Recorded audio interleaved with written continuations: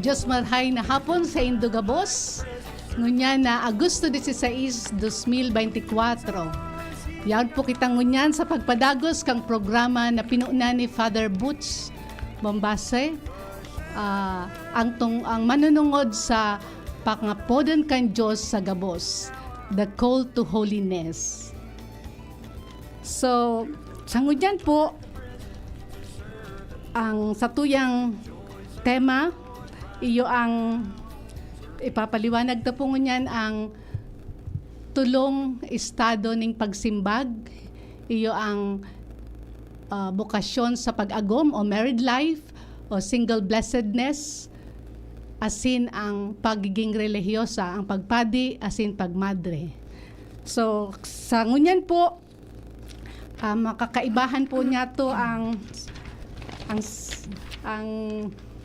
ako sa kuyang mga kapamilya, katoto, kapanalig, kapuso, ang mga magagayon na madre kang handmaids of the Sacred Heart of Jesus na puno-puno po ning pagkamuot sa misyon.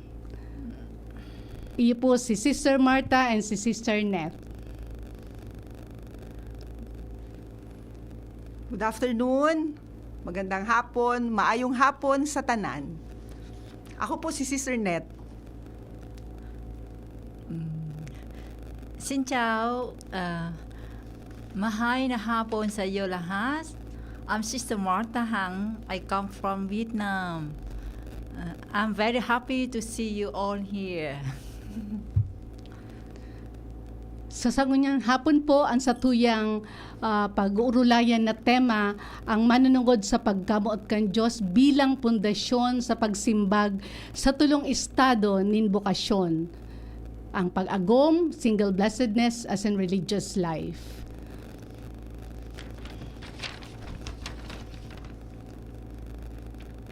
So ako po si Sister Jessie ng Handmaids of the Sacred Heart of Jesus o ACI Sisters. So sa hapong ito, gusto naming i-launch ang isang segment na tinatawag Dear Sister Love Doc. Sister Net, can you tell us more about it? Okay. Thank you, Sister Jessie. Sister Love Doc has been actually launched na po in 2022 na sa Spotify po yan. Tsaka it's also available po sa ACI Vocation YouTube channel namin. And then, bali, ang dynamics po, parang merong letter sender. And then, after which, is open for comments, suggestions, mga ganon. Pero dito sa usaping bokasyon ng DCGB, may konting twist. Kasi we will be having only a letter for the month. And then, we will be dividing it into 3 parts. So, we still have 3 remaining Fridays po this month. So, yung first part lang po yon, bali i-dissect natin yon, and then yung first part lang po muna yung i-discuss today in connection with the theme pag-ibig ng Diyos through the family, in connection with as foundation po sa bokasyon. So yun po. Okay, so wag na nating patagalin. Pakinggan natin ang ating letter sender.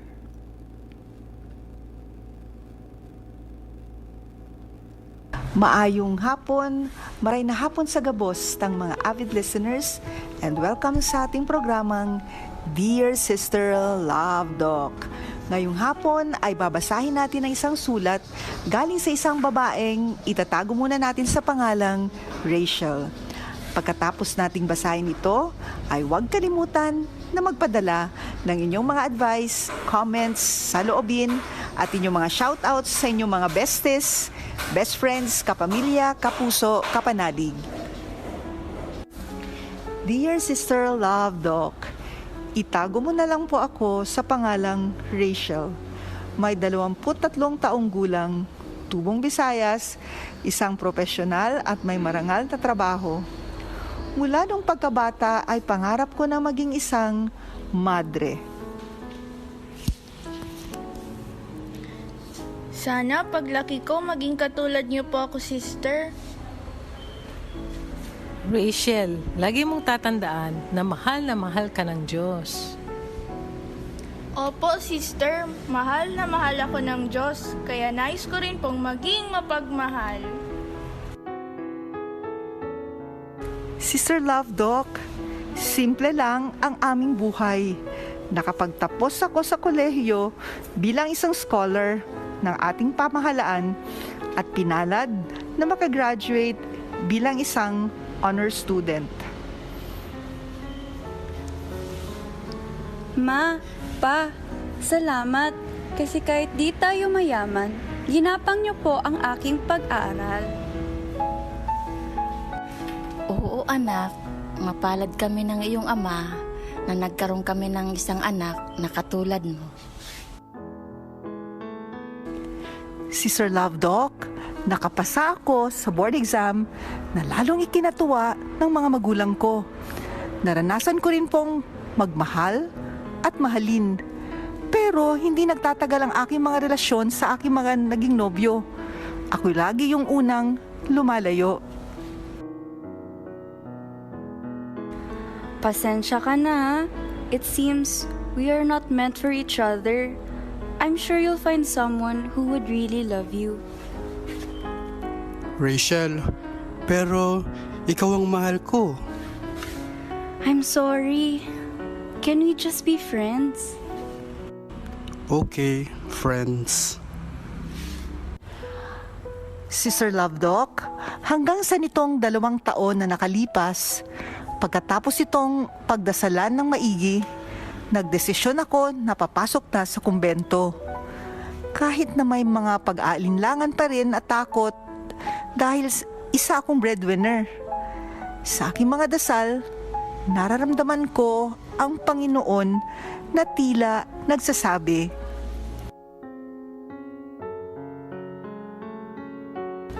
Ako ang tumawag sa iyo. Ako ang taya. Ako ang bahala sa pamilya mo.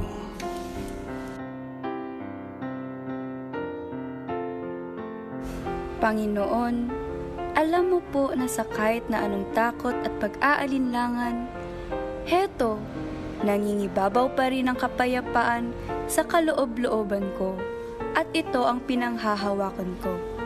Nag-uumapaw ang aking kasiyahan kasi totoong naging tapat ka sa akin at sa aking pamilya mula noon hanggang ngayon. Kaya wala akong rason para hindi ako magtiwala sa iyo.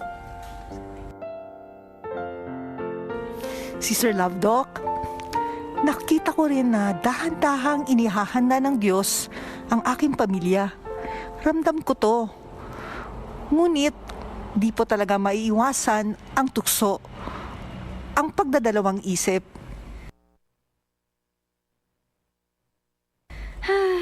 Tentasyon nga lang ba ito?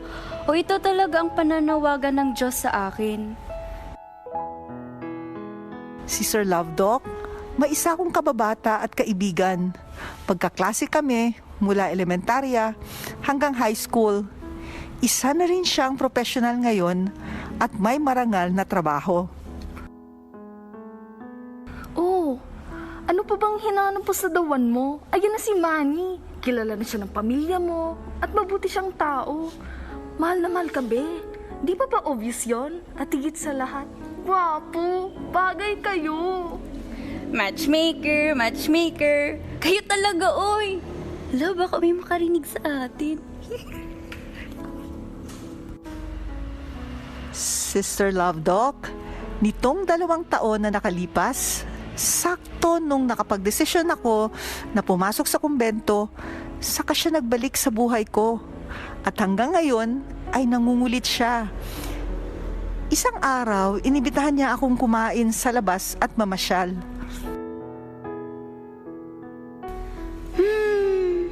Ano nga kaya talaga? A part of me would like to know what I'm gonna feel being with him. Shall I say yes to test my vocation and end up confirming it after this friendly date? Or shall I say no and at the end regret this missed opportunity? Ano nga ba talaga? Pitasin ko nga itong mga bulaklak na to. I'll say yes, I'll say no. I'll say yes, I'll say no.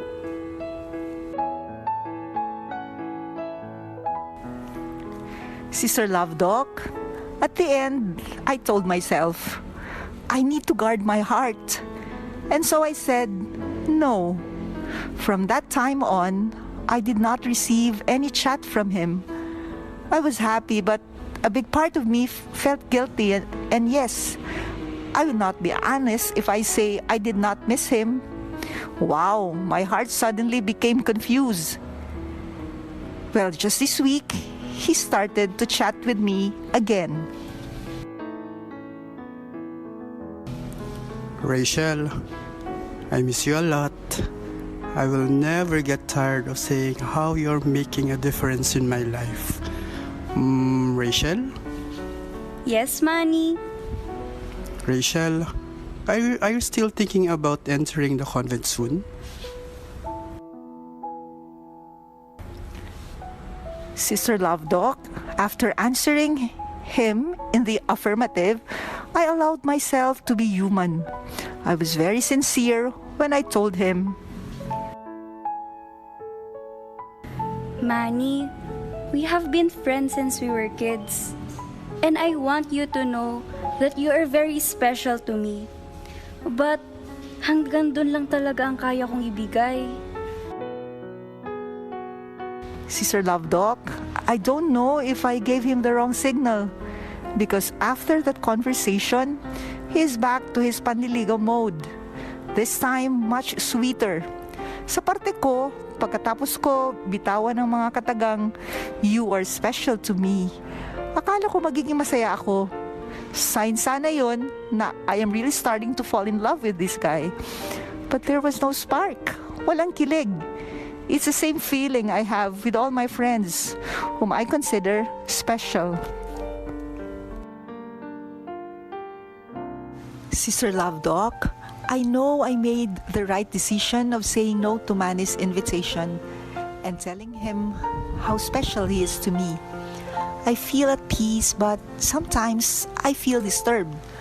I feel guilty and disturbed kasi nalilito ako if it's just pity or love.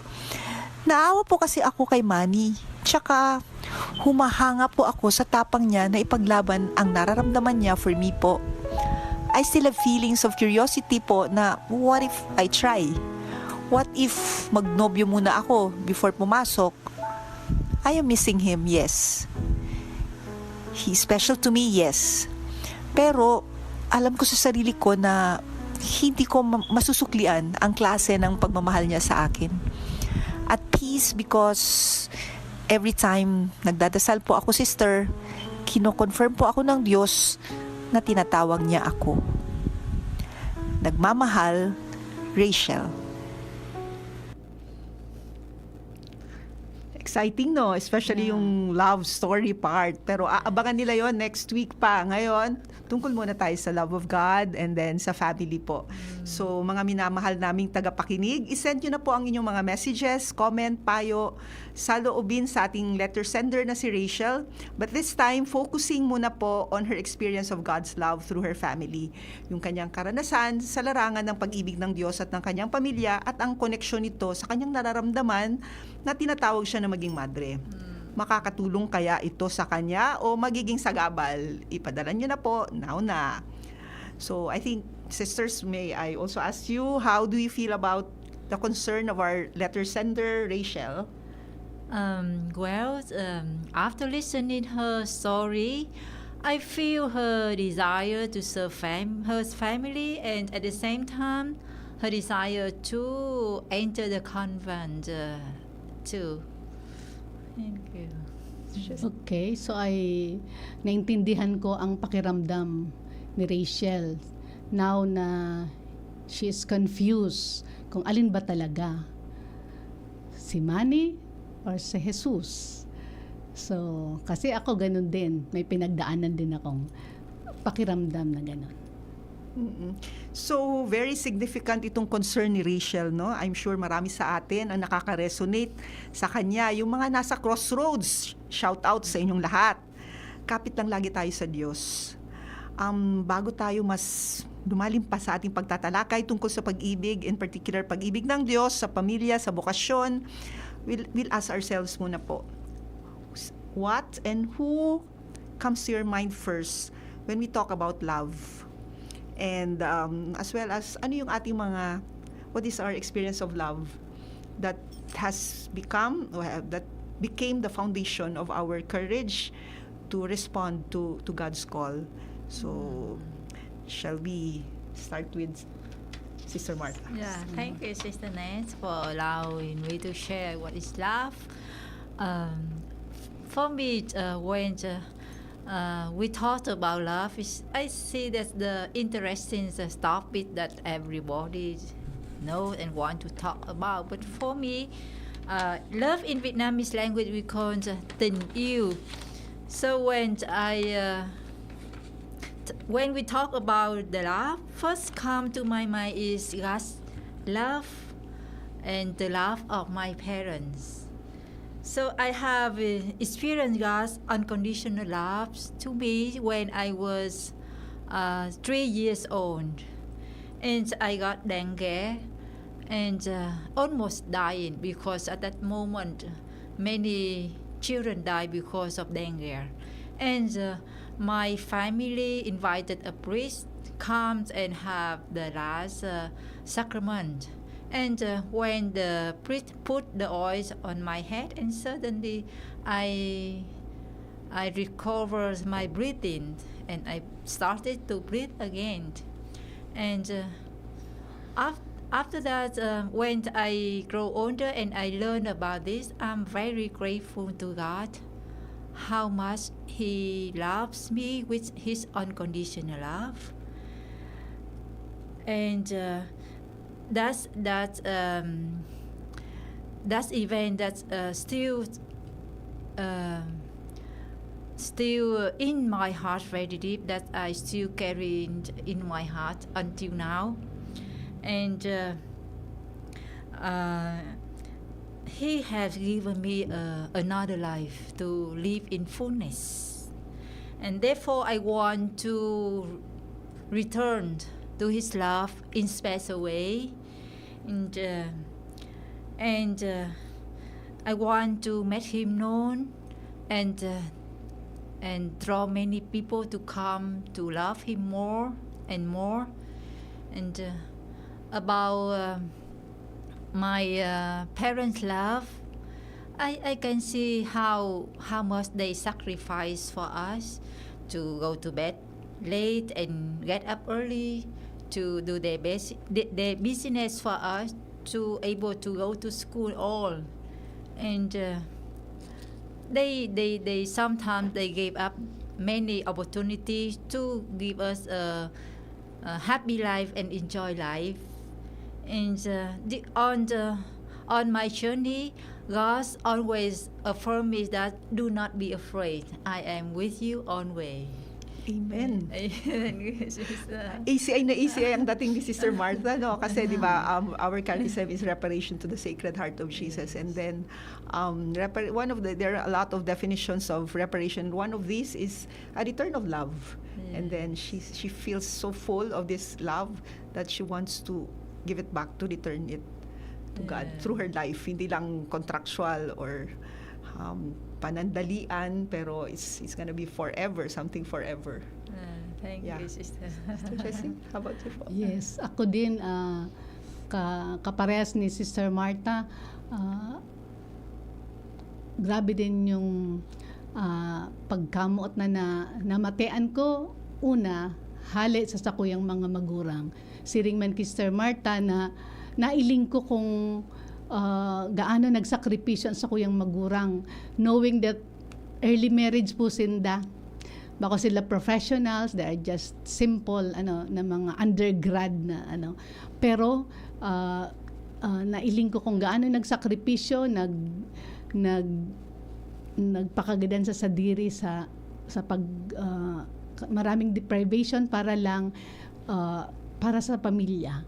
So kadakol din ako experience about sa pagkamot kan Diyos, hanggang kung sasaro-saroon ko, magpuon kang ako hinagad kang mama ko na inagad sa Diyos na maging aki kasi walang po kaming babae.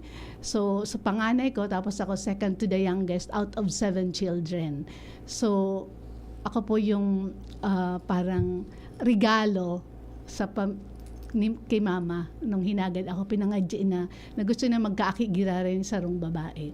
So from that on, I started to ang Diyos nagdadangog sa pagpamibi. As in, habang pinag-reflect ko ang buhay ko kung paano nakaabot ako sa estadong ini, kadakol na mga eksperyensya na inagihan tanganing mamatayan na paggamot kang Diyos. Taano ako, siguro sa padagos i-detalye mi ang kadakol pang mga pag-experience ng paggamot kang Diyos. Dahil sa magurang, dahil sa pamilya. Pangalan pa lang, check na. Jesusa, Jesus, and Mary. Ano nga yung ano mo? Jesus paglaog ko sa pagmadre sa ako lang na-appreciate na magayunan pala ang pangaran ko. Pinangaran kay Jesus saka kay Mary. Jesusa Mayra po kasi That's ako. right. Ang sa ko yung pangaran. Opo.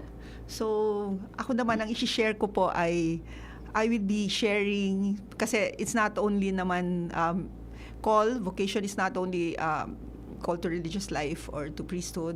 It's also our single blessedness, but it's also a call to married life. So, mag-share po ako. Hindi karanasan ko pag-asawa. Wala po akong asawa. Si Kristo po ang asawa ko. But I'll be sharing through the lenses of my parents, my mama and papa. Of course, we know that love entails giving. Sabi nga nila, we can give without loving, but we cannot love without giving. So, giving sometimes also entails giving up. It entails sacrifices. So, ano nangyari sa mama at papa ko? My mama was a banking and finance graduate po. So, isang bangko na daw po yung naghintay sa kanya. PNB ba yun? O Land Bank? Hindi ko sure kung ano yun. But she chose to marry my papa instead of being employed. So, it was her choice po. And then, may nakita siyang hindi nakita ng karamihan. Nasmitbid niya ang ama ko rather than her parents and with everyone, no? So, siya yung nakakamidbid. And she stood her ground. She got married to my papa. And then, true enough, they're a perfect match, as in, perfect team. So, but my papa was also wise. Alam niyang he also respected talaga, and he respected the profession of my mom. So they put up a business para magamit pa rin ng mom ko yung kanyang pagka-commerce graduate po. So ganun 'yon. So nakita ko kung papaano sila 59 years po silang yung togetherness nila, no? Before my mom was taken up to heaven. That's 4 years ago. And then my papa is still strong. Ang papa, shout out to you, papa. Salamat sa lahat. Mas banal pa yung mama at papa ko kaysa sa akin. So maybe if I were married, I would not be holy. Maybe. So, ang ibig sabihin niyan, mas banal ka now as a handmaid? Fighting, trusting that He's always there, and may grasya po lagi. So yun lang pinanghahawakan ko, yung grasya. It's time check. An oras hatod sa Indokang Plemex. Pag may ubo-ohi ka, Plemex agad. Basta lagundi, Plemex. Revicon Tablet. Lakas na kaya ang ambisyon mo. Try the new Surf Active Clean. Instant galing na di mamahalin. For instant white and instant bango. Based on technical test on polyester. Ang simpleng pampakilig, nor sinigang. Liver Aid Silimarine Capsule. Liver Aid. It's liver or lover, boys. Ferrex Vitamin B1, B6, B12. Ferrexited. Isang mapagpalang araw mga kabatang Albayano. The search for the youth ambassadors of Albay Province is back. Are you aged 18 to 25? A proud resident of Albay and passionate about community service? This is your chance to shine and lead. As a youth ambassador, you'll receive a monthly allowance, exclusive youth ambassador uniforms, certificates, tokens of recognition, and team building opportunities. This program is a top priority of Governor Greg Slagman, aimed at empowering the youth to be future leaders of Albay. Applications are open from August 15 to 21, so don't miss out. Submit your forms online or at your local government office. Remember, the journey starts now. Let your voice be heard and your impact be felt. For more details, visit the official page of Governor Greg Slagman or contact your local youth coordinator. Join us and become a youth ambassador of Albay. Together, let's shape a brighter future. Tara na! Sama ka! Ito ang dahilan kaya lamang ang may tapang pinakalang dehado yung palalyamado. Ito ang tunay na never say die. Saya na tama ay tunay.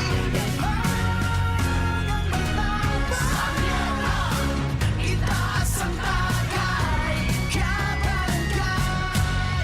Drink responsibly. Ginebra San Miguel. Lamang ang may tapang sa One Ginebra Nation. Kapag nagkakaedad na, mas importante ang proper lifestyle. Jogging tayo pa! Sige nak! Maliwanag ang benepisyo ng tamang pagkain at ehersisyo. Kasama pa ang pag-inom ng Optin. May nutrients ng lutein, vitamin C, E at zinc. Parte na ng aking daily regimen. Ganda talaga ng view dito pa. Kitang-kita. Mahalagang paalala, ang Optin ay hindi gamot at hindi dapat gamitin panggamot sa anumang uri ng sakit. Labanan ang maagang panlalabo ng paningin sa tulong ng Optin. Kitang-kita ang kalusugan. Mabibili sa mga leading drugstores nationwide. Angat ang lahat, akubado na yan. Sa pag-uswag kita, mag-iribahan. Makatao, makadiyos, matinabang. Yan si Giselle Salceda, mga tugang. Sa pangmalalauman sa pagserbisyo. Programang salud asin pang turismo. Programa contest, asin mga ayuda. Infrastruktura, tabang sa paraoma. Estudyante para siya ay mahuhudyan. Mga senior citizens siya masasarigan. Mapasog na boses kang kabataan. Si Giselle Salceda, pero nagtatabang. Siya ang leader na kaipuhan ka. Handang magsilbi malalauman pa. Giselle Salceda, kaibahan ta. Angat ang lahat ng kahiman. Angat ang lahat ng bayan. Serbisyong Giselle Salceda ang kailangan.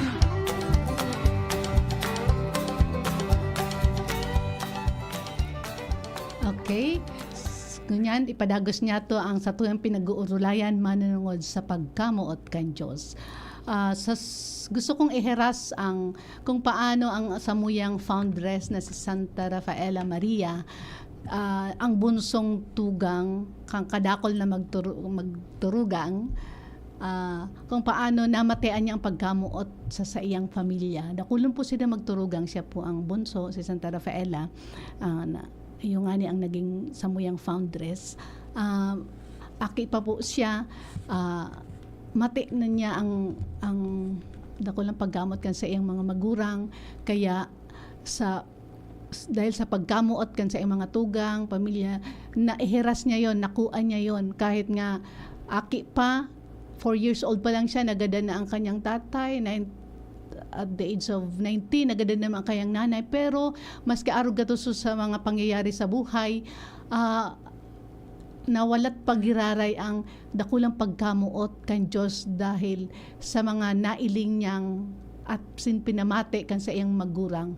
Kaya iyan ang nagdaloy sa iyang buhay hanggang dahan-dahan niyang mailing na, sabi nga sa mga surat niya sa documents ng aming foundress, sinabi niya sa surat niya, I am God's apple of the eye. So isa yun sa description niya na kung gaano siya kapadangat kan Diyos dahil naramdaman niya yan sa iyang mga magurang asin pamilya. Yeah.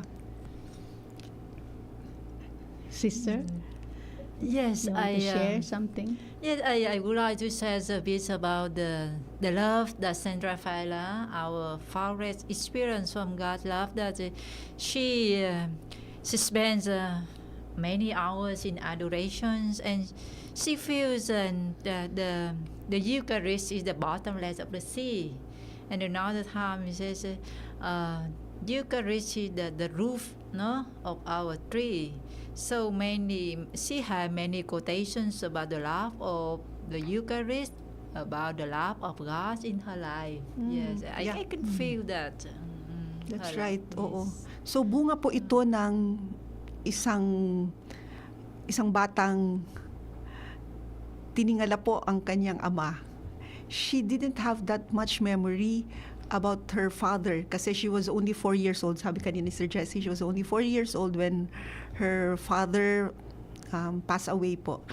Mayaman po ito, isang mayamang angkan po itong si Santa Rafaela sa Pedro Abad sa southern Spain po, sa Cordoba, bale Andalusia po yung province. Her father was the town mayor, and there was a time when there was an epidemic.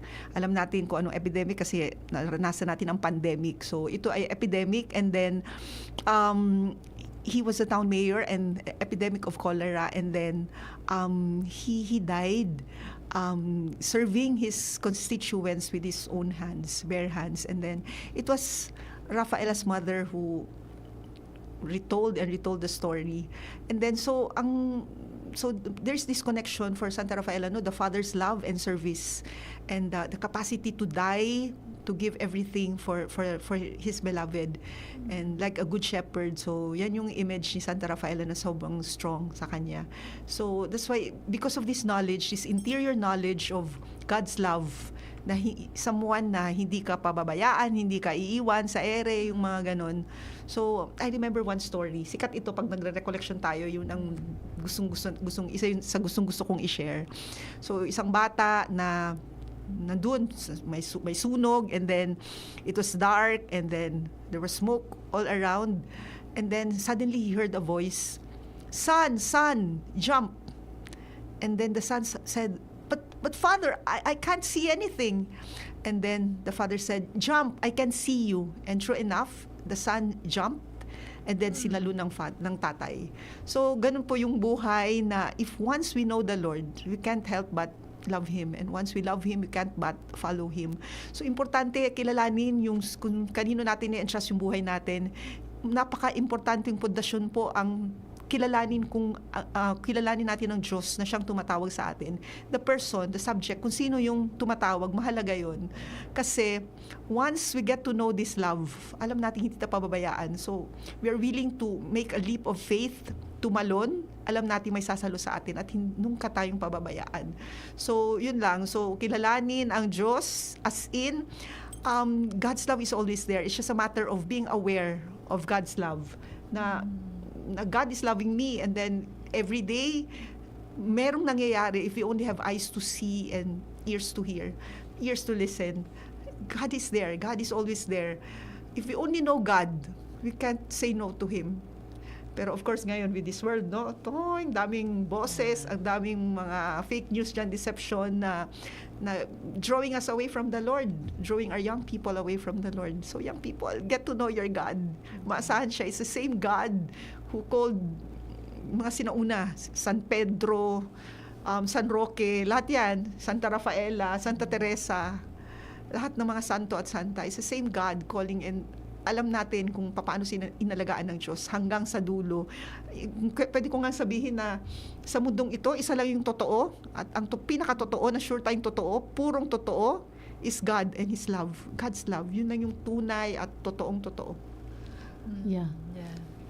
So, kung titingnan po natin based sa sharing ni Sister Marta, ang gabos na pundasyon kang gabos kang tulong estado ning bukasyon sa pagsimbag iyo ang pagkamuot kan Dios. Kung aramta as sinamatean ta, kaya importante po na aware kita kang dakulang pagkamuot kan Dios sa buhay ta. Kasi pag aramta, kaya ta siyang kamutan in return at asin pagserbihan sa mga tao. Kasi dai naman ang Diyos na iiling, pero yaan ang mga tao na presensya ng Diyos. Kaya magsakripisyo ng mga magurang para sa pamilya. Kaya magserbi ng madre as in padre. ng mga single blessed, mag-give up ka nilang mga joy para magserbi para sa iba. Iyan po ang pinakapundasyon kang gabos na bukasyon ng pagsimbag. So, after all, love is also taking risk. Yes. Kasi sa pag-aasawa, hindi mo talaga siya makikilala unless nagkasama kayo sa isang tulugan, sa isang banyo, sa isang lahat-lahat, no? So, the same with God. And ang sure lang tayo, if you get to know God, you know that it's worth it. Yun lang and forever, as in sobrang faithful. Yan lang talaga yung ma-assure namin. Sister Jessie and I, so wag nyo nang bilangin, but 31 years na po kami sa kumbento, and talaga the Lord has always been consistently faithful. That's why we look young but we're actually old na po. So through the years. So talagang yun lang yun. The faithfulness of God, yun ang gusto naming yung message, pinaka-message ngayon is faithful po ang kagurangnan talaga po. So yun. Yeah.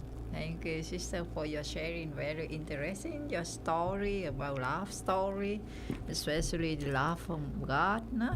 So now, I will read the message from Basbate. We receive another message. It's okay. We receive another message here from Basbate galing kay Mabel. Yeah. So, Mabel, she want to send this message to Rachel. So Rachel, maybe after listening to her story, and Mabel said, Rachel, pray kay God, and maybe it would be a bit help if you open up to someone na may wisdom na. Shout out to all searchers, lovers, and those who have showered us with so much love, who made us who we are today, especially our beloved families and friends. Amen. Yeah. Oo. Sister Jessie, sa panahon natin, speaking of panahon natin, panahon yato, di ba? Meron isang kantang very famous before, Marco Season. Ano yun? Your love will see you through something. Love will see and then, you through. We believe that God is synonymous with love. Love is synonymous with God. So if we change the title to Love will see you through, God will see you through. So don't be afraid. Love will see you through, God will see you through. So we listen to that song, that God will really see us through, no matter kung ano yung challenge ng isang married life, isang taong may asawa, madre, pare, or single, misyonera, katikista, kung ano man. There will always be difficulties, but if there is God, everything is possible po. So let's listen to this song, beautiful song.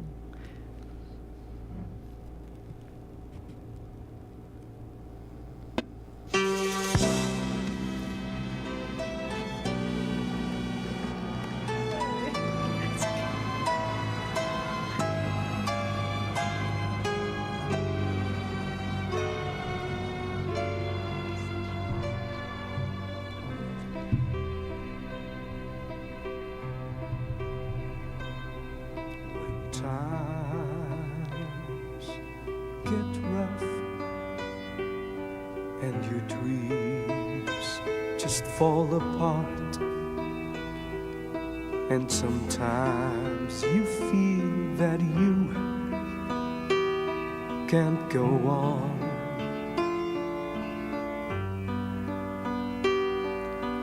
Be strong, hold on,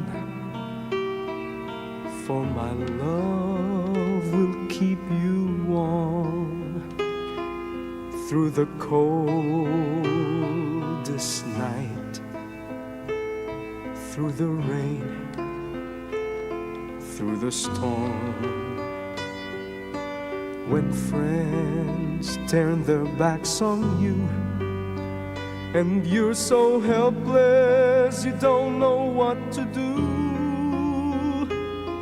I'll be on your side to comfort you. My love will see you through.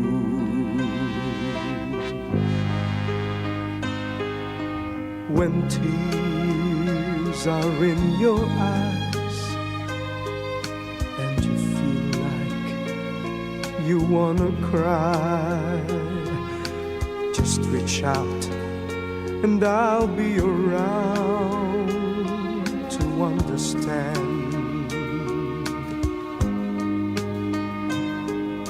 When you stumble and fall and you need a shoulder to lean on, all you have to do is call, and I'll be there with a helping hand. When the road seems so long and endless, and all you see is nothing but darkness, don't give up, just walk on, have faith in your heart, for my love will see you through.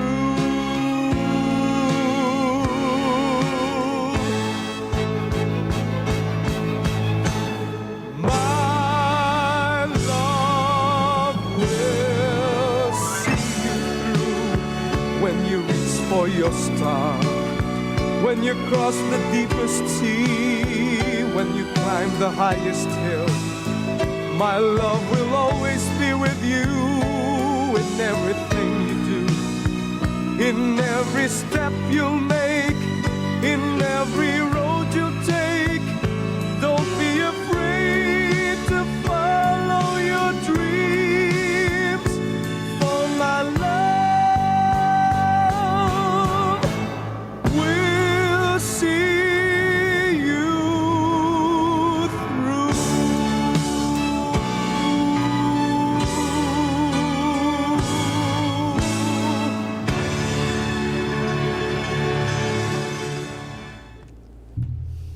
Yes, God's love will see us through. In love talaga ang pagkamuot kan Diyos. Kung padagos na pong pagninilayan ang mensahe kang awit, talagang mai-inlove kita permi sa Diyos. So ngunyan, dangugunta po ang mensahe para kay Rachel na galing po sa Visayas. Rachel, ang lahat na pagmamahal na natatanggap mo from your family actually comes from God Himself. At kung love mo, pamilya mo, tandaan mo sana na mas love sila ni God. Shout out po kay Belia Marie at sa lahat ng mga kabataan dyan. Meron din po dito. Hi Rachel, galing po ito sa Sagpon, Daraga. Malapit lang. You said na every time na nagdadasal ka, kino-confirm ka ng Diyos na tinatawag ka niya, and that alone is a sign that choosing to live a religious life is His plan for you. As for your family, God will never abandon them. He will always provide and be there for them. You need not worry about you being a breadwinner and giving it up because He will be there. You just have to trust Him. So shout out kay Jessa, kay Jem, sa mga dormies at staff ng Santa Rafaela, and also shout out sa ating mga ECI family at sa aming mga pamilya. Yeah. Ate Manoy, mga tugang. Yes po. And then, are we now ready, sisters, to give our message to Rachel? Yes, sister. We are ready. So, Rachel, thanks for your sharing. My message to you is to spend more time in prayer, to continue to search God's will, and at the same time, you can share with someone whom you trust, so that you can see your vocation more clearly, and abandon yourself in God's care. I believe that God will never leave you alone, and take risk and take courage to trust Him more. Good luck, and may God be your strength and your guide. We will continue to pray for you, Rachel. Thank you. Okay, Rachel. Just be open. Kasi ang Diyos, kung inaapod ka na sa bokasyon ng pagmadre, gagabayan ka ililid ka duman sa pinaghandaan para sa imo. Pati pamilya mo ihahanda. Ang gabos na mga pangyayari sa buhay mo, maging atentibo ka lang kasi pag bukas kita, surrender ta ang buhay ta, mas madali pong mahiling ang dalan pasiring sa pangapodan ng Diyos sa imo. Kasi ang pangapodan kang Diyos, usually, ang gusto kang Diyos is the best para sa tuya ang maging maugma kita. Amen. Rachel, it seems that you are already in the stage of confirming your vocation. We can actually help you if you want. We can be your co-discerner in your ongoing process of discernment po. So you may contact us at FB Messenger ACI Vocation Phil, PHIL. Continue to nourish your vocation with God's Word and the Eucharist, and have a special love and devotion to our Blessed Mother, Ma Sancha, Our Lady of Salvation, bukas 17, bukas ang fiesta, and to, of course, to our dear Santa Rafaela. Mas kilalanin pa po ang Diyos. And then in the process, mas makikilala mo rin yung sarili mo. Para hindi ka matakot tumalon. Itong sinasabi nating leap of faith, no? Because I'm sure you will end up in His loving arms if you do so. It's worth it. He will take care, He will not only take care of you, but definitely He will also take care of your family. Tiyak yan. And to the young people who are listening, the Lord continues to call young women and men to become sisters, brothers, and priests. God's call is always a call of love, a call to love, chosen by God, who is love Himself, chosen to love.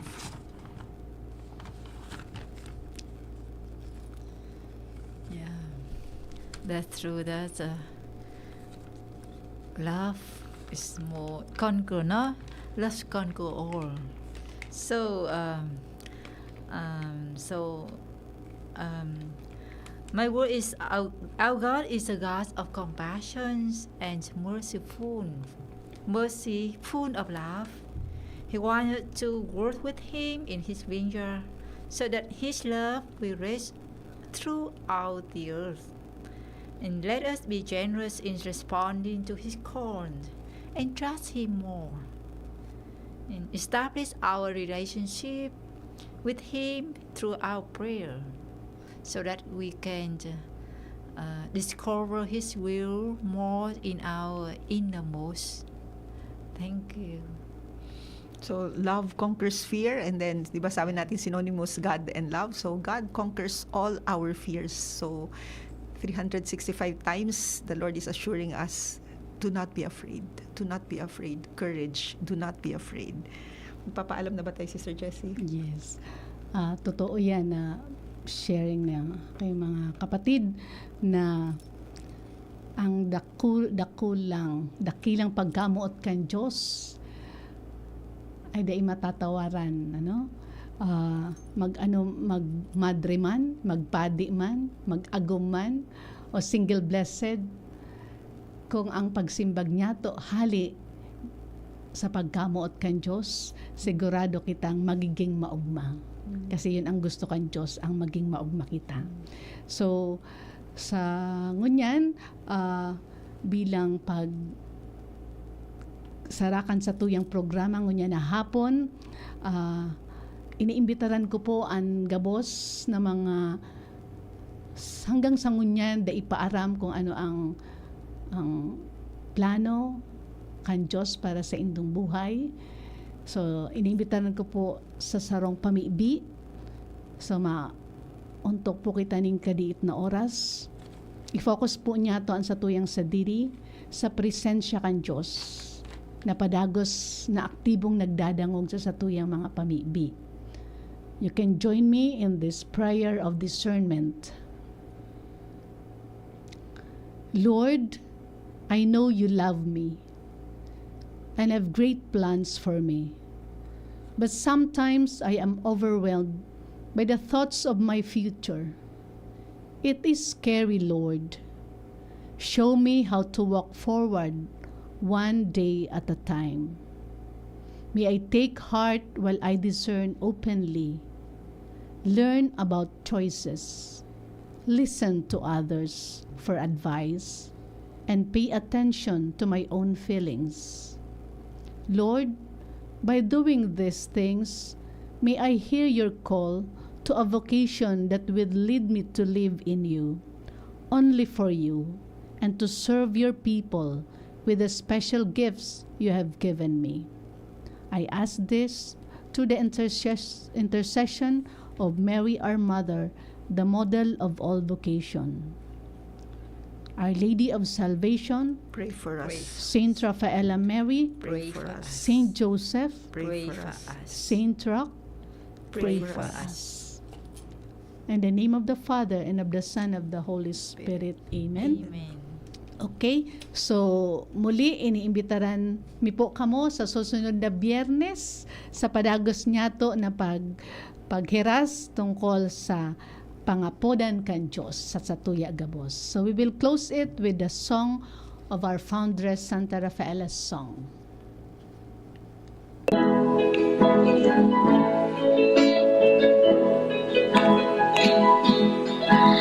Trying to be a blessing to others, being there for them and simply being grateful for everything. After all, Eucharist means thanksgiving, when service becomes an overflow of a grateful heart. That is life.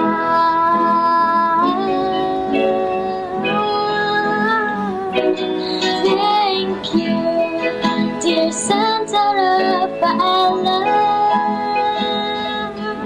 I know how much you always love us. Thank you for witnessing a good Christian life to the youth of this generation.